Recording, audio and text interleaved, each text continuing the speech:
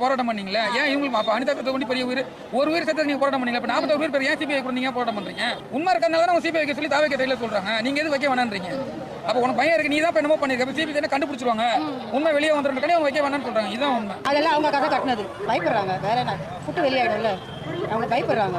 கண்டிப்பா விஜய் தான் வருவாரு.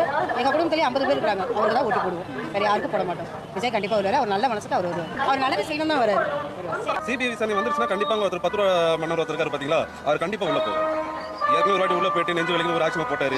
அது நடிப்புன்னு எல்லாருக்கும் தெரியும். அது வந்து மறுபடியும் வெளில வந்தாரு. இப்போ என்னமோ கரூர்ல வந்து அவர் தான் அந்த 41 பேரை தாண்டி மத்தவங்க காப்பாத்தின மாதிரி ஒரு சீனை கிரியேட் பண்ணிருக்காங்க. சிபிஐ வரட்டும், வந்து விசாரிக்கட்டும், 10 ரூபா மன்னர் மறுபடியும் உள்ள போவாரு. அன்னைக்கு ஒரு உண்மை போறோம். ஒருவேளை 2026 தப்பி தவிர விஜய் ஜெயிச்சிட்டாருன்னா கூட அப்பயும் இந்த சாதனை விட்டுற மாட்டாரு.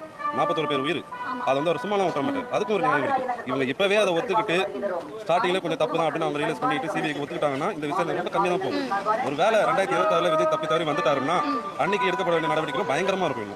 இது அவரு எப்படி யோசிப்பாரோ அதை நான் சொல்றேன். ஏன்னா அவங்க மேல தப்பு இருக்கலாம், அதனால தான் இந்த மறுப்பு தெரிவிக்கிறாங்க. சிபிஐக்கு போனா இதுல யார் யாரு என்னென்ன சம்மந்தப்பட்டிருக்காங்க, யார் யாரு பண்ணிருக்காங்க, செந்தில் பாலாஜி என்ன பண்ணிருக்காரு அப்படின்னு கொண்டு வரைக்கும் தெரியாததுக்கு நிறைய சான்சஸ் இருக்கு.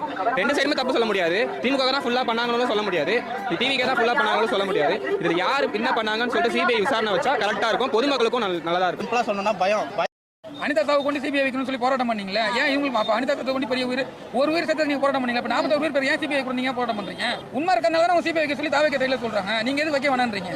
அப்ப உனக்கு பையன் இருக்கு, நீ தான் என்னமோ பண்ணிருக்க. சிபிஐ தான கண்டுபிடிச்சிருவாங்க.